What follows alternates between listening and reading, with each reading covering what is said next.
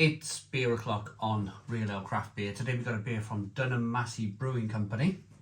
It's a 500 milliliter bottle at 3.8% ABV and it's their chocolate cherry. This is a mild. I've just reviewed their regular mild and it was fantastic. Full of fruity esters coming through, spicy peppery from the hops, fantastic roasted malt in the beer. So this is going to be kind of probably the same sort of batch as that mild, but with cherries added. So yeah, really looking forward to this. Almost a black bottle here. We have a red bottle cap. Yes, something which I'm really interested in at the moment. That sort of kind of like going back to my roots, going back to the more sort of traditional bottled ales that I used to know and love on the channel.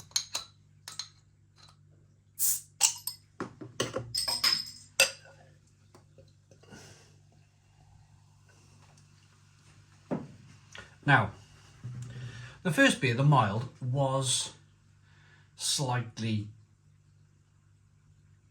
carbonated when you poured the beer. It kind of wanted to come out the bottle a little bit like the cherry version, but I was thinking to myself, I need to have my glass ready here.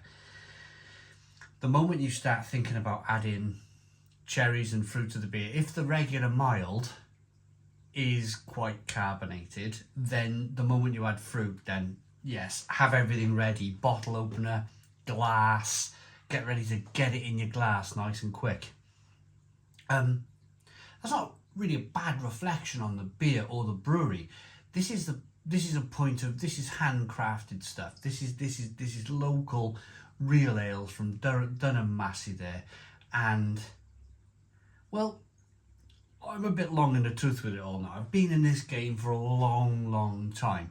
If I was kind of wet behind the ears, I might have had my glass over there, the bottle opener there, the bottle, and I would have opened it and kind of like started to, and then all of a sudden you got this beer going all over the shop. But I think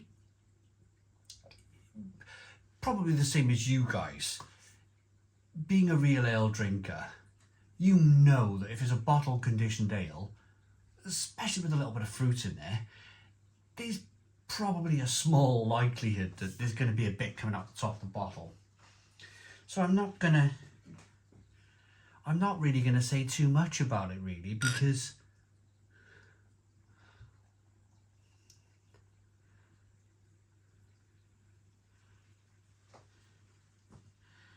I suppose it's just experience, isn't it, that gets you over the line. We've got a 4-finger tan coloured head on this one. Good levels of carbonation in the glass. It's a deep, dark, almost black looking beer. Little bit of a red hue as you hold the beer on a slight angle there. That's probably the roasted malt, the dark malt and the cherry giving off that colour. And you can see that carbonation, can't you, rising up the side of the glass there. You can see it. It's right there for you.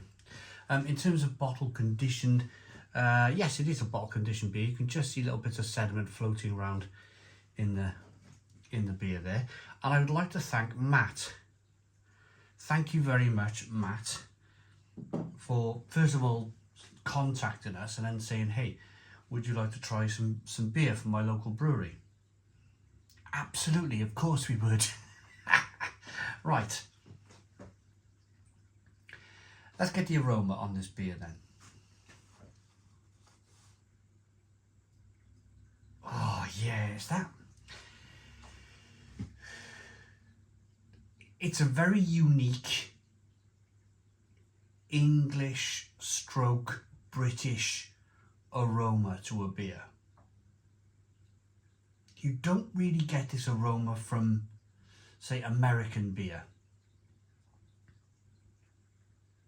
Italian beer, Australian beer. And I mean that with the greatest of respects. This is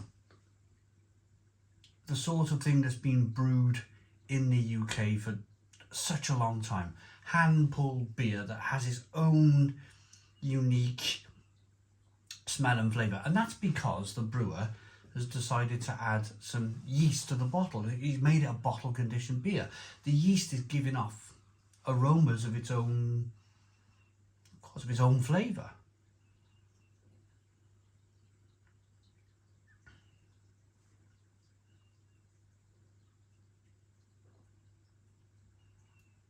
So there's some cherry in there, spiciness, pepperiness, fruitiness, esteriness from the yeast. Let's dive in. Cheers, everybody.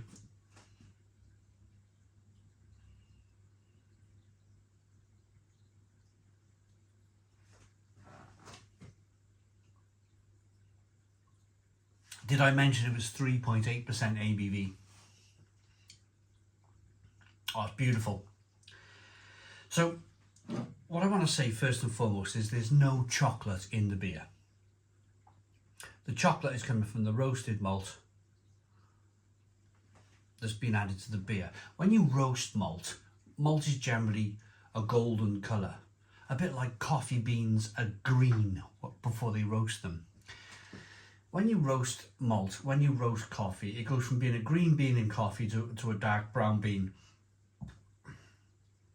Same with beer. When you roast malt, that malt becomes dark and roasty, and of course the colour changes of the beer. The colour changes of the beer because you're adding that dark malt, but you're also getting that kind of coffee, chocolate flavours that you only get when you roast malt. So the chocolate is coming from the chocolate malt, if you like, the roasted malt in the beer.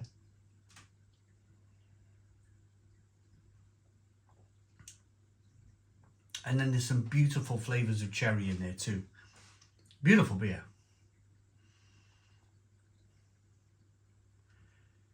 Beautiful beer. And I'm glad to say, as I did with the mild that I reviewed recently, 15 minutes ago really, I'm really pleased that we put dry January to bed.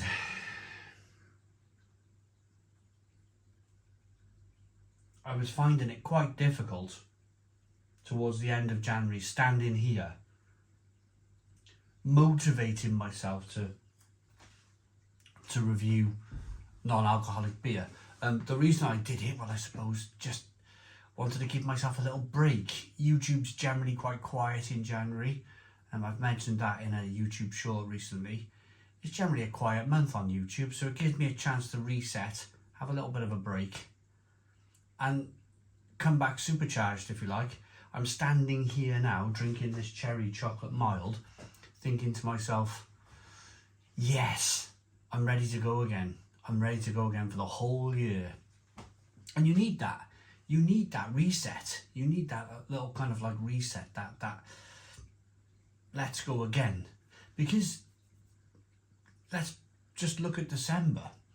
Reviewing a lot of that advent calendar beer in December, I was doing the same thing. I was kind of like, oh, I'm coming towards the end of my year now. I can't wait to have a little bit of a break. You have a little bit of a break from beer and you're like, oh, I can't wait to get back into beer. And that's where I'm at the moment. I'm standing here absolutely loving this cherry chocolate.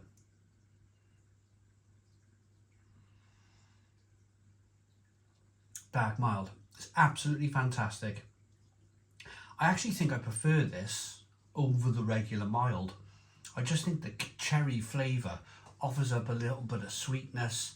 It cuts through that dark malt a little bit, offering up more of a balance.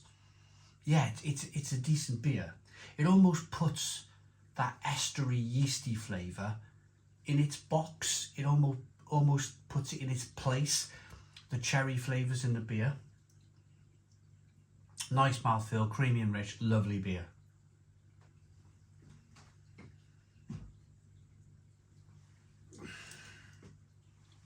Bottle conditioned beer contains some yeast sediment. Please pour carefully, leaving the yeast in the bottom of the bottle to ensure a clear glass of beer.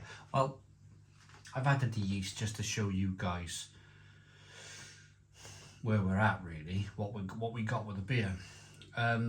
Best stored in a cool, dark place, served at 12 to 13 degrees. Yeah, it's about that out here in this conservatory. So brewed in Dunham Massey, Oldfield Lane. Thank you very much again, Matt, for sending the beer. I really like it. I think I'll give the mild a 9 out of 10. And I prefer this, so I'm going to give it a 9.5. 9.5 out of 10. Thanks for watching. Please put your comments in the comments box. Subscribe to our daily beer and food reviews. Give us a big fat thumbs up. Boom. Cheers.